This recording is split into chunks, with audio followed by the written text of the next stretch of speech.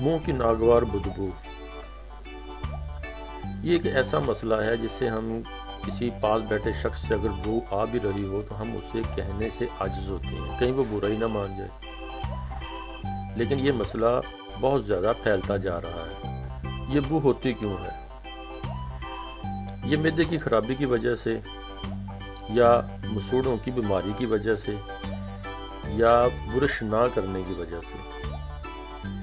अगर आप रात को सोएं और सुबह सिर्फ अपनी ही सांस अपने हाथ में लेकर उसको सूंघने की कोशिश करें तो आप हैरान रह जाएंगे कि आपके मुंह में इतनी बदबू आ रही है। और बहुत पास बैठने वाले लोग इसको अच्छा भी नहीं समझते। तो इसके लिए एक बहुत ही आजमूदा और सस्ता तरीन नुस्खा आपको बता रहा हूँ। ऐसे तमाम लोगों से गुजारिश है कि दिन में 3 बार खाना खाने के बाद थोड़ी सी सौंफ चबा लिया करें। ऐसा 15 दिन करने से पुरानी मुंह की बदबू और किसी भी मसले से पैदा होती हुई बू का खात्मा हो जाएगा। इससे बेहतर इसका और कोई इलाज नहीं। तो दोस्तों, आपको हमारी वीडियो पसंद आए तो सब्सक्राइब करें, लाइक करें, शेयर करें, ताकि आपको हर आने वाली नई अपडेट्स मिलती रहें।